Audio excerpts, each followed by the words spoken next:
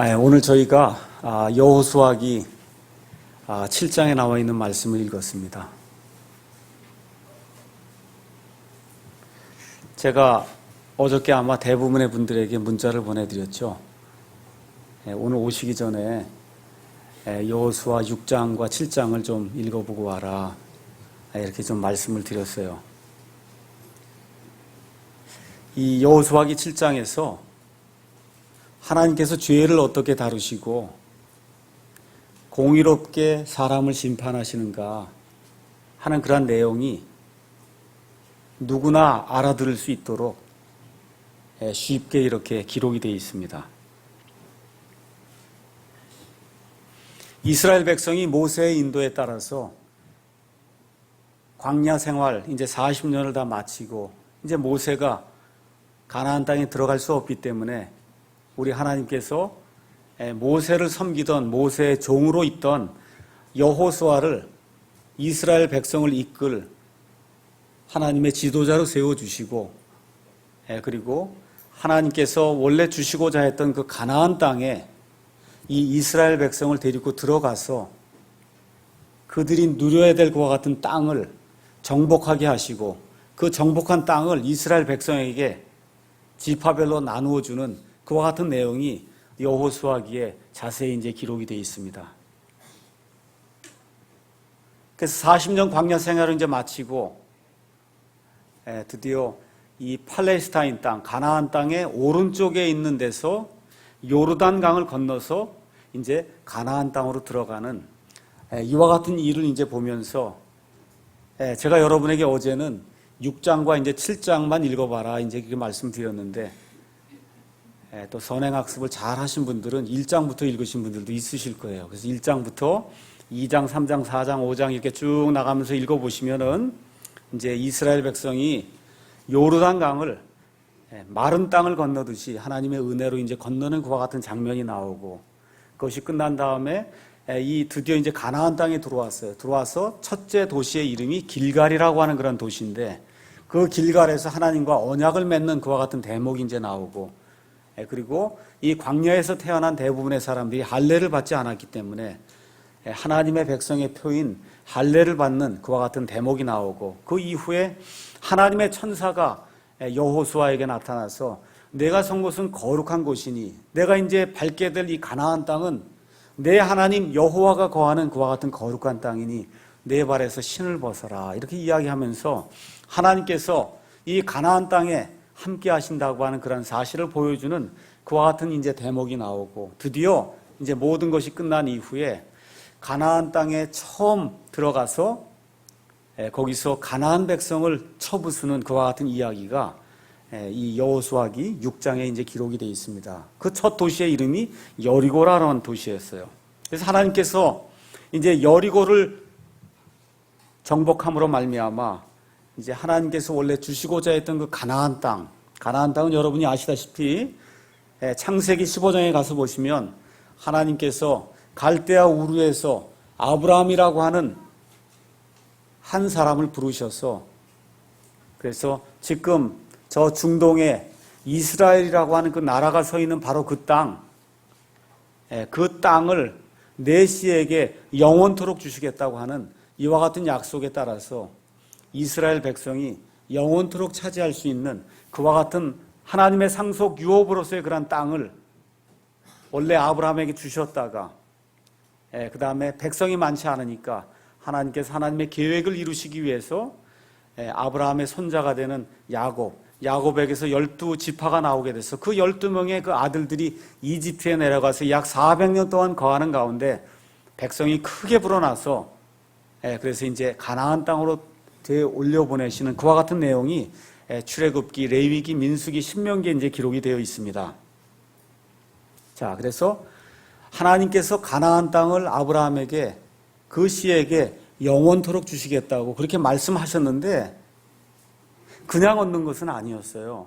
여기 가서 보시면 하나님의 약속에도 불구하고 하나님의 백성이 들어가서 정복해야 되는 땅이 가나안 땅입니다. 우리 신자들의 그 삶하고 이것을 좀 비교해서 이야기할 것 같으면 이집트에서 탈출해 나오는 것이 구원이거든요. 그래서 이 구원받을 때 하나님의 생명과 하나님이 약속해 주신 모든 약속이 우리의 것이 되는데, 우리가 이 땅에 몸을 가지고 사는 한은 이스라엘 백성이 가나안 땅에 들어가서 가나안 땅을 정복해야 하듯이 저와 여러분이 성화의 과정이라고 하는 것을 통해서 이 몸을 낮추고 하나님이 기뻐하신 그러한 삶을 사는 이와 같은 것을 가나안 정복이다, 이렇게 생각해 보시면 조금 아마 비슷한 점이 있으리라고 이제 생각이 됩니다. 그래서 가나안 드디어 이제 구원받아서 가나안 땅에 들어가서 가나안을 이제 정복해야 되는데, 첫째 과제가 뭐냐? 여리고 정복이에요. 여리고라고 하는 이 성을 어떻게 정복하고 하나님의 영광을 어떻게 드러내느냐에 따라서 앞으로 이 가나안 땅에서 이루어질 그런 일들이 결정이 되는 아주 중요한 이와 같은 일이 여호수아기 6장에 기록된 여리고 정복의 그와 같은 기사입니다. 자, 그러면 왜 이 내용이 중요하냐 하면, 여리고를 정복한다고 하는 것은 하나님께 첫 열매를 드리는 것과 마찬가지예요. 저와 여러분이 초실절이라고 하는 그러한 그 절기를 성경을 통해 가서 살펴보시면은, 초실절은 수확이 이루어지기 전에 하나님께서 우리에게 많은 수확을 주실 줄로 믿고 첫 열매를 따서 하나님께 가져다 드리면서, 하나님께서 우리에게 은혜를 베풀어 주셔서 저희가 첫 열매를 드립니다. 이 첫 열매를 드린 것 같이 하나님께서 나머지 기간 동안에도 우리와 함께 하셔서 우리의 수확밭에 수확이 풍성하게 넘치게 해주실 줄로 믿습니다 하는 그런 고백과 함께 드리는 것이 첫 열매입니다. 지금 이 여리고라고 하는 이 성을 정복하는 것이 이 가나안이라고 하는 온 땅을 정복할 때 하나님께 드려야 될 첫 열매예요. 그러니까 하나님께도 대단히 중요한 사건이고, 또 이스라엘 백성에게도 대단히 중요한 사건이 여리고 정복이라고 하는 그와 같은 사건이었습니다. 그래서 너무나 중요하기 때문에 우리 하나님께서 여리고 성을 정복할 때 너희는 이렇게 해야 된다고 구체적으로 하나님께서 명령을 해주셨습니다. 여호수아기 6장 17에서 19절에 있는 말씀을 제가 읽도록 하겠습니다. 도시와 그 안에 있는 모든 물건은 주께 저주를 받을 터이나 오직 창녀 라합과 그녀와 함께 집에 있는 모든 자는 살리니 우리가 보낸 사자들 그녀가 숨겼느니라. 너희는 반드시 저주받은 물건으로부터 너희 자신을 멀리하라. 너희가 저주받은 물건 중에서 취하여 너희 자신을 저주받게 하며 또 이스라엘의 진영을 저주거리로 만들고 괴롭게 할까 염려하노라. 그러나 모든 은과 금 그리고 놋과 쇠 기구들은 주께 거룩히 구분되었은즉 그것들을 주의 보고에 드릴지니라. 지금 하나님께서 구체적인 명령을 이제 주시는 겁니다. 도시 자체가 주께 저주를 받았으니까 사람과 짐승은 몽땅 다 죽여야 된다. 하나님께서 그렇게 말씀해 주시고, 그 다음에 또 다른 말씀을 주셨습니다. 그 안에서 무엇이든 귀중하게 여기는 모든 것은 너희가 전리품으로 취하면 안 되고, 이것은 하나님께 드리는 첫 열매이기 때문에 여리고 성에 있는 귀중한 모든 물품은 나 하나님께로 몽땅 가져다가 드려야 된다. 하나님께서 지금 이렇게 구체적으로 말씀을 해주셨어요. 그 이후에 여러분이 여호수아기를 가서 보시면 하나님께서 그 안에 있는 사람들과 짐승과 이와 같은 것들은 죽이되 그 안에 있는 모든 것들은 전리품으로 취해서 너희가 나누어 가져도 문제가 없다고 말씀하시는데, 지금 이 여리고에 대해서는 이것이 가나안 정복의 첫 열매이기 때문에 하나님께서 그 안에서 발견되는 귀중한 모든 것은 저주받은 그런 물건이기 때문에 너희를 위해서 쓰면 너희가 저주를 받는다는 거예요. 그러니까 그것은 내게로 돌려서 하나님의 집에 그것을 보관하고 간직하라고 하나님께서 구체적인 그런 명령을 내려주셨습니다. 여러분이 잘 아시다시피 여리고 정복이 이제 시작이 돼서 이상한 방법으로 여리고성이 이제 함락이 되게 되죠. 그래서 처음 엿새 동안은 이 사람들이 나팔만을 불면서 하루에 한 바퀴씩 돌고, 마지막 2회째 되는 날은 7번 이 여리고성을 도는 가운데 맨 마지막에 나팔 소리와 함께 외치게 될 때 여리고성이 그냥 쫙 그냥 가라앉는, 성벽이 무너져 내려서, 그래서 이 사람들이 정말 하나님의 은혜로 여리고성을 정복하는 그러한 놀라운 사건이 이 안에 이제 기록이 되어 있습니다. 그래서 이스라엘 백성이 자신을 얻게 됐어요. 야, 드디어 하나님의 말씀대로 우리가 하지 않고 하나님이 원하시는 대로 우리가 하는 그런 방법이 아니라 하나님이 원하시는 그런 방법으로 나팔을 불고 순종하고 나아가게 될 때 이 성벽이 무너질 수 있구나. 하나님의 방법대로 하게 될 때 이 일이 가능하구나 하는 것을 느끼게 되면서 자신감을 얻게 되고 이제 하나님께서 여리고에게 행하신 것처럼 이 가나안에 있는 모든 도시에게 하나님께서 이와 같이 행하실진데 우리가 이 모든 것을 정복하고 이 안에서 하나님을 믿는 그와 같은 신앙 체계를 세우고 우리와 우리 자손들이 이곳에서 영원히 살 수 있겠구나 하는 그와 같은 자신감을 가지려고 하는 그런 찰나에 문제가 이제 발생한 것이 여호수아기 7장에 이제 기록이 되어 있습니다. 다시 말씀드리면 구원받은 바로 그 이후에 문제가 발생한다는 거예요. 저와 여러분이 사는 가운데 큰 승리를 얻었을 바로 그 순간에 우리 가운데 잘못이 있을 수 있다. 성경이 지금 그렇게 이야기하는 겁니다. 저와 여러분이 여호수아기를 가서 보시면 알지만 여호수아기는 처음부터 끝까지 다 승리하는 것이 기록이 되어 있어요.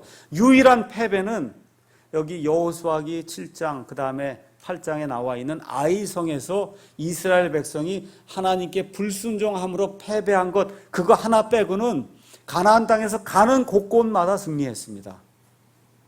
그래서 왜 하나님께서 우리에게 패배를 허락하시는지, 그래서 오늘은 제목을 성도들의 눈관리, 탐욕 피하기라고 하는 그런 것으로 이제 제목을 삼고 하나님께서 우리에게 어떤 일들을 원하시는가 성경 말씀에 있는 그대로 제가 설명을 해서 여러분에게 전달해 드리겠습니다. 자, 그럼 문제가 무엇이냐? 1절하고 그 다음에 20에서 21절에 나와 있는 말씀을 한번 보겠습니다. 1절 한번 가서 보겠습니다. 1절 처음에 세 글자가 나오죠? 다 같이 한번 읽어보겠습니다. 시작. 그러나요. 자, 6장에서 승리를 이루었습니다. 맞죠? 엄청난 승리를 이루었어요. 근데 7장에 딱 들어오니까 성경 말씀에 영어로는 but 이렇게 기록이 되어 있고 우리말로는 그러나가 지금 나오고 있는 겁니다. 저와 여러분의 삶 속에 그러나가 나오면 그럼 이제부터 문제가 시작이 되는 거예요. 그러면 이 문제를 여기 나와 있는 하나님의 말씀을 살펴보면서 우리 삶에 적용을 해봐야 돼요. 왜 이런 문제가 생기는 것인가? 그러나가 이제 문제의 발단이 되는 겁니다. 여러분이 잘 아시다시피 1절에 가서 보니까 유다 지파에 속한 아간이라고 하는 그런 사람이 나오는데 이 사람이 하나님께서 저주하신 그런 물건들 중에서 일부를 취해서 자기의 재산으로 삼은 것이 그것이 저주의 이제 발단이 되는 이런 내용이 이 안에 기록이 되어 있습니다. 아간이라고 한 사람은 유다 지파에 속한 사람으로 그 사람의 이름이 뭐냐 하면 괴로움이란 뜻을 가지고 있어요. 괴롭다 그런 얘기입니다. 자기도 괴롭게 하고 남도 괴롭게 하는 사람이 아간이에요. 그러니까 아마 이스라엘 백성 가운데 이 아간의 사건 이후에는 아마 자기 아들 이름을 아간이라고 지은 사람이 아마 아무도 없을 겁니다. 이름이 트러블, 영어로 트러블, 괴로움이라는 이와 같은 사람이고 그 다음에 히브리 말로는 아갈이라고 이제 번역이 될 수도 있고 또 여러분 마지막 절에 가서 보시면 26절에 이 아간과 그의 가족들이 다 죽음을 당한 이후에 그 골짜기의 이름을 아골 골짜기다 이제 그렇게 불렀는데 그 아골이란 뜻도 똑같습니다. 아간, 아갈, 아골 뜻이 괴롭다 이런 뜻이에요. 괴롭게 한다, 괴로움 이런 뜻입니다. 자, 그래서 이 사람의 불순종으로 인해서 이스라엘 백성이 여리고에서 승리를 거둔 이후에 그 옆에 있는 아이라고 하는 그런 도시로 이제 갔다가 아이가 워낙 작은 도시이기 때문에 뭐 우리가 다 갈 필요가 있겠냐 해서 3,000명만 올라갔다가 거기서 처음으로 패배를 당하는 그런 일이 생겨서 36명 가량이 이 아이 사람들이 공격을 함으로 말미암아 쓰러지는 이와 같은 일이 그 안에 이제 기록이 되어 있습니다. 근데 성경을 가서 보니까 7장 1절에 뭐라고 기록이 되어 있냐면 그러나 아간이 범법한 것이 아니라 이스라엘 자손이 저주받은 물건으로 인해 범법했다 이렇게 기록이 되어 있습니다. 죄는 누가 지었어요? 아간이 지었는데 하나님께서는 아간이 범법을 했다 지금 그렇게 이야기하지 않고 이스라엘 온 자손이 하나님이 주신 그러한 그 명령을 거역하고 그리고 이스라엘 전 자손이 하나님께 범법을 했다. 지금 그렇게 기록을 하고 있습니다. 이스라엘은 하나님의 공동체예요. 이 사실을 우리 지금 신약시대에 사는 우리 교회에 적용할 것 같으면은 신약시대 교회 역시 그리스도의 지체입니다. 그래서 저와 여러분이 여기 앉아 계신데 제가 지난주에도 말씀드렸듯이 저와 여러분이 모두가 다 그리스도의 그 몸의 한 멤버예요. 팔도 되고 손도 되고 손가락도 되고 손톱도 되고 이 멤버입니다. 그래서 한 사람의 죄가, 특별히 지역교회에서 한 사람의 죄가 하나님 보실 때 지역교회 전체의 죄로 볼 수 있는 그러한 사례가 발생할 수 있다는 겁니다. 그래서 고린도전서 12장 12절 그 다음에 26절에 가서 보면 우리는 다 예수 그리스도 안에서 한 몸의 지체이기 때문에 이 한 몸의 지체가 이 손가락 여기 아프면은 온 몸이 아픈 겁니다. 오늘 여기 한 가정이 나와서 하나님께 찬양을 했어요. 그게 다 누가 한 거예요? 우리가 다 한 거예요. 이 한 가정 3명, 4명이 한 것이 아니라 이 노래하고 하나님께 영광을 돌린 게 우리 여기 나와 있는 한 250명 되는 이 모든 성도가 하나님께 한 거예요. 하나님 보실 때 그렇다는 겁니다. 그래서 저와 여러분이 한 지체로서 영광을 얻으면 모든 몸이 영광을 얻는 것이고 저와 여러분이 지역교회를 이루면서 하나님의 영광에 누가 되는 그러한 삶을 살게 되면 그러면 우리 지역교회 전체가 하나님 보실 때 누가 되는 그런 사례가 있을 수 있다. 성경이 지금 그렇게 이야기하기 때문에 하나님께서 아간이 홀로 죄를 지었지만 이스라엘 온 자손이 하나님 앞에 죄를 지었다고 하는 이 하나님의 음성에 우리가 귀를 기울일 그런 필요가 있다는 겁니다. 자, 그러면 구체적인 죄가 어떻게 기록이 되었냐? 20절하고 21절에 가서 제가 말씀을 읽어보겠습니다. 아간이 여호수아에게 응답하여 이르되 참으로 내가 주 이스라엘의 하나님께 죄를 지어 이렇게 행하였나이다. 내가 노력한 물건들 가운데서 바빌로니아에서 만든 좋은 옷과 은 200세겔과 50세겔 나가는 금덩이 하나를 보고 잘 들으세요. 그 다음에 탐내어 그것들을 취하였나이다.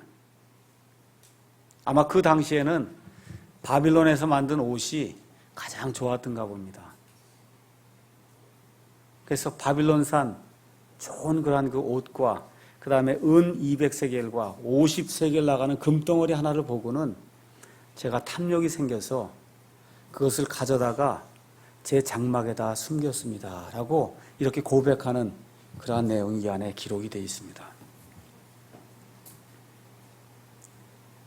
저와 여러분이 이 세상에 살면서 예수님을 믿으면서도 죄를 짓습니다. 몇 가지 여기서 살펴볼 교훈을 제가 여러분에게 말씀드리겠습니다. 첫째 실수가 있어요. 아간의 첫째 실수. 물건들을 두 번째 본 게 문제의 발단이에요. 자, 아간이 하나님의 명령을 따라 하나님의 군사로 여리고 성에 침략해서 들어간 것 자체가 잘못입니까? 잘못 아니에요. 근데 어떻게 들어갔는데 보니까 여리고의 고관집에 들어간 거예요. 가봤더니 거기 바빌론산에 아주 유명한 그런 이 제품의 옷이 있고 은 200세겔이 있고 금덩어리 하나가 있는 걸 본 것 자체가 잘못이 아니란 말이야. 첫 번째 본 건 잘못이 아닙니다. 그런데 문제가 뭐예요? 두 번째 본 게 잘못이라는 거예요. 하나님이 뭐라고 말씀하셨어요? 이건 전리품이 아니라 그랬잖아요. 그렇죠? 이건 전리품이 아니라고 하나님이 분명하게 말씀해 주셨어요.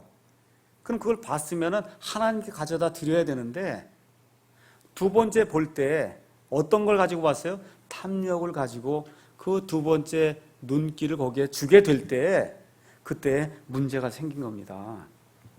우리가 이 세상을 살다 보면 우리 앞에 많은 죄악이 우리에게 그냥 우리가 생각하지 않았는데 우리 눈앞에 나타날 수가 있어요. 그것 자체가 잘못은 아닙니다. 하나님이 그것 가지고 꾸짖을 수가 없어요. 근데 문제는 뭐예요? 한 번 본 것이 화가 돼서 탐욕을 가지고 음탕한 그런 눈을 가지고 다시 두 번째, 세 번째 이걸 보게 될 때 그것이 문제가 된다는 겁니다. 그래서 시편 119편 9절 그 다음에 11절 가서 보니까 청년이 무엇으로 자기 길을 깨끗하게 하리까 오직 주의 말씀에 따라 자기가 조심함으로 할 수밖에 없습니다라고 고백하는 이 시편 기자의 그런 말씀이 있고, 그 다음에 11절에 가서 보면 내가 주께 죄를 짓지 아니하려고 하나님의 말씀을 내 마음속에 숨겼습니다. 저와 여러분이 죄를 이길 수 있는 유일한 방법은 하나님의 말씀에 따라 조심해서 이 말씀을 우리 마음속에 숨겨두고 하나님의 말씀에 따라 조심하지 않으면 여기 나와 있는 아간처럼 하나님 앞에 죄악을 지을 수밖에 없는 그런 나약한 존재라는 사실을 저와 여러분이 이 시간에 깨달아 알아야 되는 겁니다. 둘째 실수는 뭐냐? 하나님의 말씀을 액면 그대로 받아들이지 않는 것이 그게 이 아간의 둘째 실수예요. 제가 말씀드렸듯이 이거는 내 거기 때문에 주의 보고에 드리라고 하나님이 분명히 말씀해 줬어요. 이건 노획물이 아닙니다. 이거는 전리품이 아니에요. 노량물이 아니라고 하나님이 분명히 말씀해 줬는데도 불구하고 이거 하나쯤 내가 가지면 무슨 문제가 생기겠느냐, 누가 보느냐 이렇게 생각을 하고는 하나님의 말씀을 액면 그대로 받아들이지 아니하고 자기 뜻에 맞도록 하나님의 말씀을 다시 해석해서 받아들였기 때문에 문제가 생긴다는 거예요. 창세기부터 요한계시록까지 나와 있는 이 말씀을 저와 여러분이 액면 그대로 받아들이는 바이블 빌리버가 됐으면 좋겠어요. 성경 신자가 되었으면 좋겠습니다. 셋째 실수가 있어요. 셋째 실수는 탐욕을 부렸다는 겁니다. 탐욕을 부렸다. 자, 승리의 기쁨과 하나님의 영광, 이걸 지금 드러내야 될 그 시기에 이 사람에게 탐욕이 생겼다고 지금 성경이 이야기를 하고 있어요. 잘 들으셔야 됩니다. 저와 여러분이 특히 목사가 잘 들어야 될 그런 대목이에요. 하나님의 일을 지금 했습니다. 아간이 하나님이 기뻐하시는 그런 일을 했어요. 이때 하나님의 영광이 드러났습니다. 백성들 가운데 기쁨이 있었어요. 여기에 만족을 해야 되는데 그것이 아니라 이거를 기회로 삼아서 내가 무엇인가 좀 영광을 취해야 되겠다, 내 자신의 유익을 구해야 되겠다 하는 그런 생각이 이 사람 마음속에 들어왔다는 겁니다. 자, 아간이라는 사람이 하나님의 군대에 속한 하나님의 군사입니다. 맞습니까? 지금 식으로 얘기하면 성도예요. 성도입니다. 그렇죠? 불신자가 아니에요. 광야에서 태어난 사람이에요. 그래서 광야 40년 동안 하나님께서 만나를 주시고 메추라기를 주시고 하나님께서 불기둥과 구름기둥으로 이 사람들을 인도해 주신 것을 눈으로 본 사람이에요. 요르단 강이 하나님께서 하시는 그런 방법에 따라 제사장이 발에 이 강에다가 발을 담그는 그 순간에 요르단 강이 딱 갈라져서 그래서 위로부터 내려오는 물이 막 산처럼 쌓이게 되고 이 밑으로 가는 물은 다 끊어져서 마른 땅과 같이 이 요르단 강을 건넌 것을 실질적으로 자기 자신이 건너고 그와 같은 일이 일어난 것을 바로 며칠 전에 눈으로 목격한 사람입니다. 여리고라고 하는 이런 강력한 성이 하나님의 말씀에 따라 나팔을 불고 돌 때 성벽이 우르르 무너져 내리는 것을 자기 눈으로 본 사람이에요. 이와 같은 일을 행한 그 사람이 탐욕이 들어가서 무엇인가 내 영광을 취해야 되겠다, 내 유익을 취해야 되겠다 하고 욕심을 부리게 될 때 이 사람에게 이와 같은 저주가 이제 임하게 됐다는 사실을 저와 여러분이 기억해야 됩니다. 골로새서 3장 5절에 가서 보니까 탐욕은 우상숭배다 그렇게 기록했어요.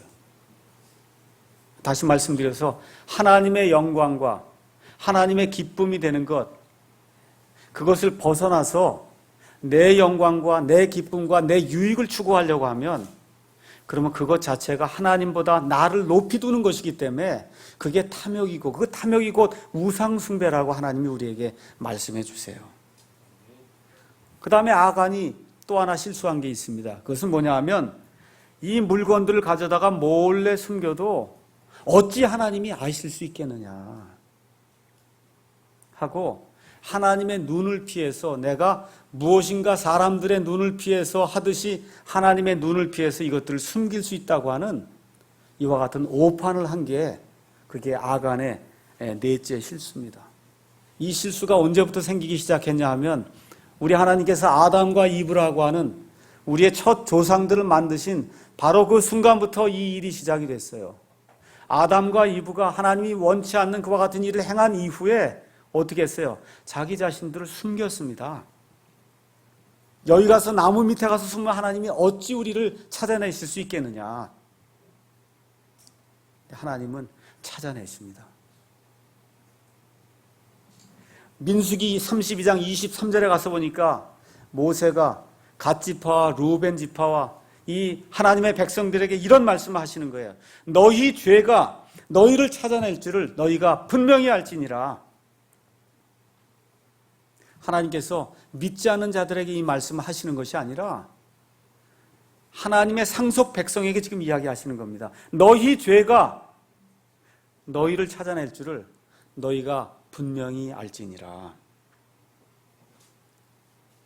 그래서 아간과 같은 그런 실수를 저희가 범하지 않기 위해서 오늘 여기 여호수아기 7장에 나와 있는 이 말씀을 저와 여러분이 지금 살펴보고 있습니다. 자, 죄의 결과가 어떻게 되었느냐? 2절에서 15절에 있는 말씀을 잠깐 보겠습니다. 여호수아기 2절에서 7장 2절에서 7절 말씀을 가서 보니까 첫째, 그 결과가 뭐예요? 이스라엘 군대가 대패하게 된 겁니다. 제가 말씀드렸듯이 이제 여리고에서 승리를 거두었어요. 승리 거둔 다음에 그 다음에 나온 도시가 여리고에서 서쪽으로 약 20km 떨어진 아이라고 하는 그런 도시, 아주 조그만 도시였습니다. 그래서 백성들이 온 백성이 온 군사가 다 올라갈 필요가 뭐가 있습니까? 2,3,000명만 올라가면 되지 않겠습니까? 해서 3,000명만 뽑아서 아이라고 하는 도시에 보냈는데 웬걸 어떤 문제가 발생했어요? 이 3,000명이 이 아이 백성 앞에서 굴복을 해서 그 안에서 약 36명가량이 쓰러져서 넘어지는 이와 같은 비참한 결과가 이스라엘 백성에게 열리게 된 겁니다. 자, 성경이 말씀하는 일관된 그러한 경고의 말씀이 있어요. 처음부터 끝까지 이야기하는 말씀이 있어요. 하나님의 말씀에 순종하지 않으면 저와 여러분의 삶에 패배가 임한다는 거예요. 하나님의 말씀에 순종하지 않으면 그러면 패배가 임한다는 겁니다. 지금 여기 나와 있는 이 말씀을 저와 여러분이 헛되이 읽지 않았으면 하나님께서 우리에게 이와 같은 패배를 통해서 하나님의 말씀이 엄중하다고 하는 그런 사실을 깨달으라고 이 말씀을 주시는구나 하고 마음판에 우리가 기억을 해야 됩니다. 자, 이스라엘 백성이 이렇게 패배하게 될 때 이 죄를 극복하기 위해서 여호수아와 이스라엘의 그 지도자들이 행하는 그러한 일들이 6절에서 9절에 기록이 되어 있습니다. 제가 읽겠습니다.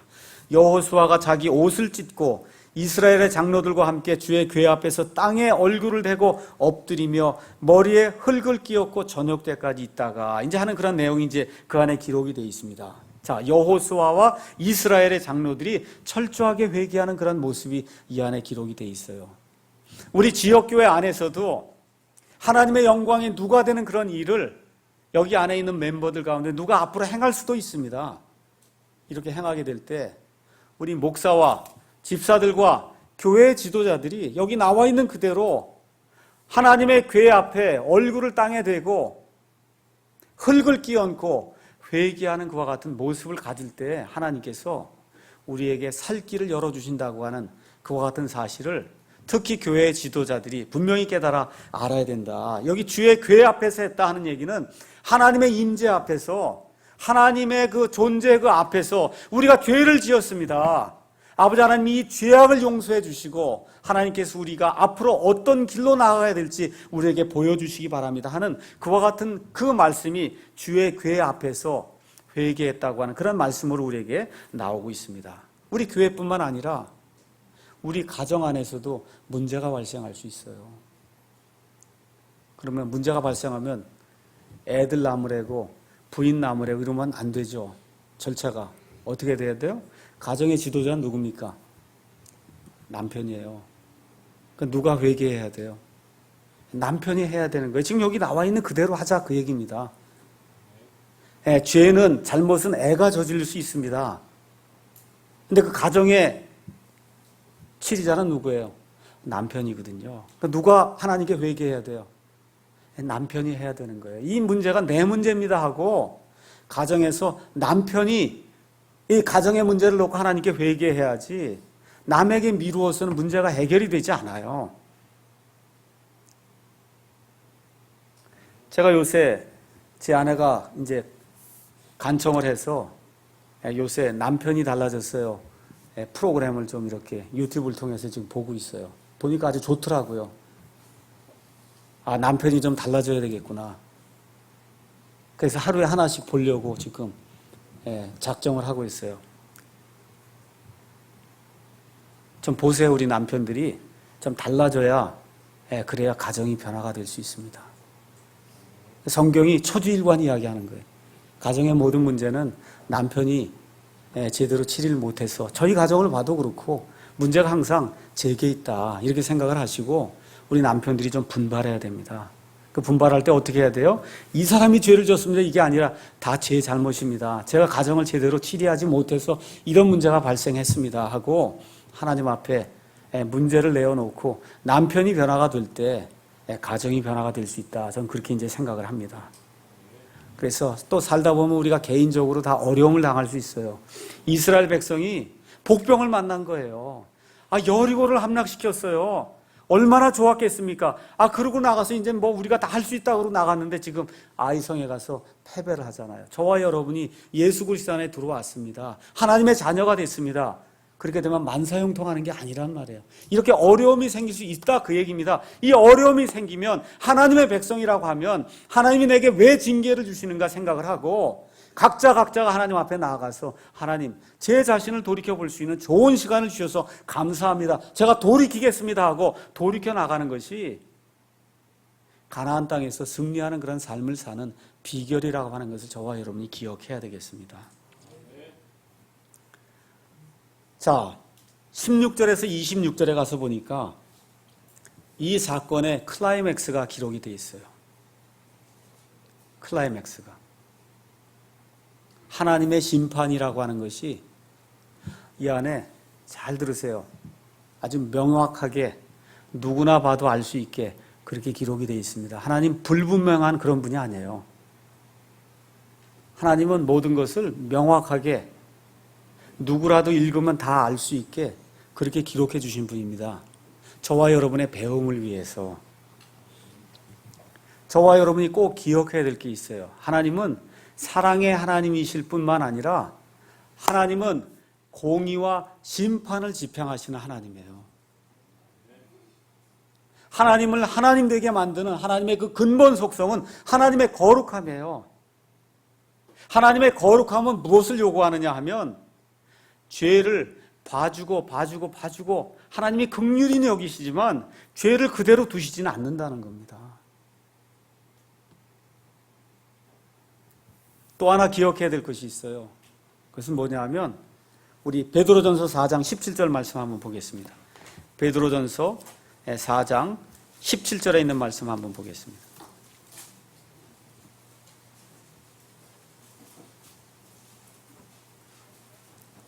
제가 읽겠습니다.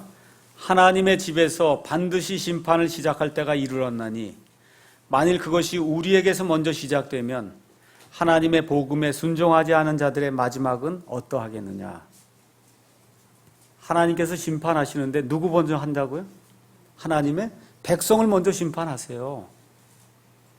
하나님의 백성도 심판을 받는데 믿지 않는 자들은 얼마나 더 많은 심판을 받겠느냐. 지금 그 이야기를 하는 거 아닙니까?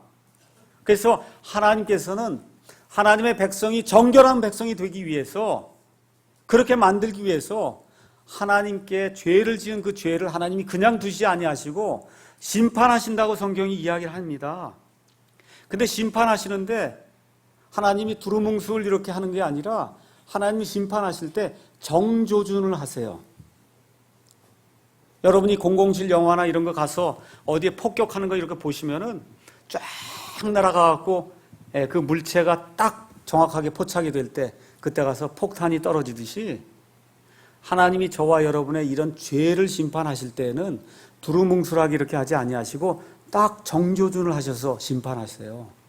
제가 가서 한번 같이 읽어보겠습니다. 14절 읽어보겠습니다. 14절 제가 읽어볼게요. 하나님이 어떻게 하시는가 한번 보세요. 그러므로 너희는 아침에 너희 지파대로 나아오라. 주가 뽑는 지파는 가족들대로 나오고 주가 뽑을 가족은 집안대로 나오며 주가 뽑을 집안은 남자끼리 나올지니라. 그렇게 되면서 하나님이 이스라엘 백성 가운데서 지파로 줄이고 가족으로 줄이고 남자들로 줄인 다음에 맨 마지막에 가서 지금 아간을 간추려내는 그 일이 지금 이 안에 기록이 되어 있어요. 그래서 16절에 여호수아가 그대로 합니다. 이에 여호수아가 아침에 일찍 일어나 이스라엘을 그들의 지파대로 나오게 하였더니 누가 뽑혀요? 유다 지파가 뽑혔어요. 지금 아간이라고 여러분 한번 생각해 보세요. 아간. 저와 여러분이 아간이라고 한번 생각해 보세요.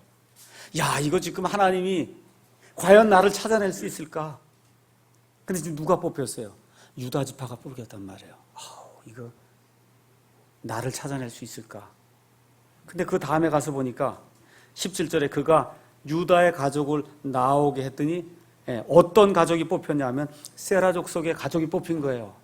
여러분이 아간이라고 한번 생각해 보세요. 얼마나 지금 간이 지금 쫄여오겠습니까? 그렇죠? 그래서 지금 세라 족속의 가족을 이번에 남자끼리 나오라 그랬더니 누가 나와? 이번에 걸린 게 삽디가 걸린 거예요. 가슴이 그냥 두근두근 지금 되지 않겠어요? 그래서 그의 집안을 남자끼리 나오게 하였더니 유다 지파에 속한 세라의 증손녀 삽디의 손자여 갈미의 아들인 누가 뽑혔다는 거예요? 아간이 뽑혔다는 겁니다. 하나님이 정조준하시는 거예요. 이 하나님의 정조준에서 벗어날 사람 이 세상에 아무도 없습니다. 우리 아이들 잘 들어야 돼요. 이 일을 행하는 거 엄마 아빠가 모르실 거야. 선생님이 모르실 거야. 누가 알고 계세요? 하나님이 저 위에서 지금 정조준에서 보고 있다니까. 저와 여러분을. 남편과 아내도 마찬가지입니다. 이 일을 하나님이 어찌하실까? 하나님이 내려다보고 계세요. 사람은 못 봐도 하나님이 지금 내려다보신단 말이에요. 내려다보는 것도 정조준에서 내려다보신다. 이걸 기억하시고 죄악을 멀리 피해야 됩니다. 잠언 5장 21절에 가서 보니까 사람의 모든 길이 하나님의 눈앞에 드러나 있다 그랬어요. 그래서 하나님께서 사람의 모든 길을 곰곰이 살피신다 그랬습니다.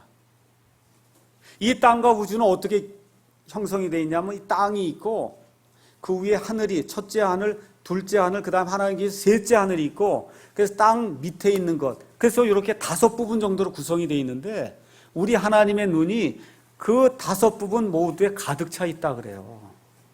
저와 여러분이 일거수일투족을 어떻게 하는 모든 것이 하나님의 눈앞에 낱낱이 드러나 있다. 성경이 지금 그렇게 이야기하고 있습니다. 잠언 15장 3절에 가서 보니까 하나님의 눈은 모든 곳에 있어서 악한 자와 선한 자를 살펴보고 계신다고 성경이 우리에게 이야기하고 있습니다. 히브리서 4장 12절 13절 말씀을 제가 읽어보겠습니다. 하나님의 말씀은 살아있고 권능이 있으며 양날 달린 어떤 검보다도 예리하여 혼과 영과 및 관절과 골수를 찔러 둘로 나누기까지 하며 또 마음의 생각과 의도를 분별하는 분이시니 그분의 눈앞에서 하나님의 말씀의 그 눈앞에서 드러나지 아니하는 창조물이 하나도 없고 모든 것이 우리와 상관하시는 그분의 눈에 벌거벗은 채 드러나 있느니라. 저와 여러분이 무슨 일을 하든지 하나님의 눈앞에 벌거벗은 채 드러나서 기록이 되고 있다는 그런 사실을 꼭 기억을 하시고 특히 젊은이들 죄악을 지을 것 같은 상황에 빠지거든 하나님께서 나를 내려다보고 계시는구나 기억을 하셔야 됩니다. 하나님의 말씀을 기억해야 돼요. 모든 사람이 하나님 앞에 설 날이 있습니다. 그 하나님 앞에 설 때 예수 믿는 사람이나 믿지 않는 사람이 다 서야 돼요. 뭐라고 하나님 앞에 고백할 거냐? 20절에 가서 한번 보겠습니다. 20절. 아간이 여호수아에게 응답하여 이르되 참으로 내가 주 이스라엘의 하나님께 죄를 지었습니다. 저를 한번 다 보세요. 저와 여러분이 하나님 앞에 가서 설 때가 있어요. 그때 가서 다 무엇라고 고백할 거냐 하면 제가 하나님께 죄를 지었습니다. 여기 아간처럼 누구나 다 그렇게 고백할 것 같은 때가 있어요. 구체적인 죄악을 회개보고 갈 때가 온다고 지금 성경이 이야기하는 겁니다. 그러면서 뭐라고 얘기해요? 죄의 삭은 사망이라고 이야기하는 겁니다. 하나님이 죄를 그냥 두지 않으세요. 죄의 삭은 사망이라고 하면서 지금 여기 나와 있는 아간과 또 아간의 일에 협조한 그의 모든 가족들, 아간이 이거 가져다가 어디다 숨겼어요? 자기 장막 밑에 숨겼으면 그 가족이 알까요, 모를까요? 다 알면서도 협조해서 하나님의 영광을 드러내지 않은 이와 같은 일들을 하게 될 때 하나님께서 그와 그의 가족들과 그에게 속한 모든 것들을 돌에 맞아 죽게 하시고 그걸 다 끝내지 아니하시고 어떻게 하세요? 불로 태우라고 말씀하시는 거예요. 죽는 것으로 끝나지 않고 지옥불이 다가오고 있다고 성경이 우리에게 이야기해주고 있는 겁니다. 그 골짜기의 이름을 아골 골짜기다. 성경이 지금 그렇게 이야기하는 겁니다. 저와 여러분이 예수 믿은 사람은 그리스도의 심판석에 가서 하나님께 회개보고 합니다. 하늘에서 나팔 소리가 울릴 때 우리 몸이 휴거받아서 올라간 그 순간에 거기 올라가자마자 예수 그리스도의 신부로서 혼인 만찬에 참여하기에 앞서서 하나님 앞에 1대1로 서서 하나님 앞에 책이 펴질 때 저와 여러분이 선악간에 행했던 모든 것이 드러나게 될 때 하나님 앞에 주여 제가 주님께 죄를 지었습니다 하고 부끄럽게 고백을 해야 될 그와 같은 때가 임한다는 겁니다. 믿지 않는 사람들은 그로부터 약 1000년 지난 이후에 천년왕국이 끝난 이후에 크고 흰 왕좌 심판대에 가서 서야 돼요. 거긴 구원받지 못한 사람만 서는 겁니다. 그거 어떻게 해야 돼요? 하나님, 제가 하나님께 죄를 지었습니다 하고 믿지 않는 자들이 고백해야 될 그와 같은 때가 임한다고 성경이 이야기를 하는 거예요. 하나님은 100% 공의롭게 심판하십니다. 죽는 것이 끝이 아니고 죽은 이후에 이 불에 타는 영원히 불에 타는 불호수에 들어가야 된다고 하나님께서 우리에게 경고해 주신 것을 기억해야 됩니다. 그래서 로마서 6장 23절에 뭐라고 이야기하느냐 하면 죄의 삭은 사망이나 하나님의 선물은 우리 주 예수 그리스도를 통해 얻는 영원한 생명이니라. 지금 그렇게 기록을 하고 있습니다. 오늘 여기 여호수아기 7장에 나와 있는 말씀을 저와 여러분의 삶의 교훈으로 삼아야 돼요. 하나님이 죄를 용납하지 않는다는 사실을 기억하시고 하나님의 말씀을 우리 마음속에 숨겨두고 어떻게 하든지 하나님이 기쁘게 하시는 깨끗한 그런 삶을 살아야 되겠구나 하고 작정하는 그런 한 주간의 삶이 되기를 주님의 이름으로 축원합니다. 새 일을 시작할 때 꼭 문제가 발생합니다. 신약교회가 시작이 될 때에도 아나니아와 삽비라가 성령님께 거짓말을 하다가 그 즉시로 죽는 그와 같은 일이 발생했어요. 여기 지금 가나안 땅에 들어가서 그래서 하나님의 일을 처음 시작할 때 하나님께서 이와 같은 죄를 용서하실 수가 없어서 하나님이 그와 그의 모든 가족을 죽이는 그와 같은 아주 처참한 것 같은 심판을 집행하는 이런 일이 안에 기록이 되어 있습니다. 다 무엇을 위해서 기록이 되어 있냐? 저와 여러분을 위해서 기록이 되어 있는 거예요. 우리가 새롭게 교회를 좀 해야 되겠다. 올바르게 교회를 해야 되겠다.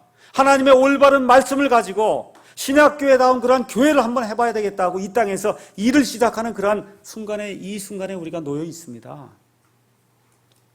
바로 이 순간에 우리가 아간과 같이 나의 어떠한 그 유익을 구하려고 노력하면 하나님이 그냥 두지 않는다는 거예요. 이 교회를 그냥 둘 수 없다는 겁니다. 이 일을 기억하시고 우리가 이 사랑 침례교회를 구성해서 하나님이 한국 땅에서 무언가 새로운 일을 하려고 하는 이 순간에 하나님의 영광이 되지 않는 그와 같은 일을 내가 함으로 말미암아 하나님께 누가 되는 그런 행동을 함으로 말미암아 하나님께 정말 영광을 끼쳐드리지 못하게 될 때는 하나님의 심판이 임한다고 하는 그런 사실을 기억을 하시고 하나님이 많이 준 자에게 많은 것을 요구하신다 그랬어요. 저와 여러분에게 많은 진리를 하나님이 알려주셨어요. 하나님이 많은 것을 요구하실 겁니다. 이 교회에 하나님께서 자유를 허락해 주셨어요. 믿음의 자유를 허락해 주셨어요. 부탁드리기는 이 믿음의 자유, 양심의 자유, 성도들이 마음껏 성경 보고 마음껏 행할 수 있는 그런 자유가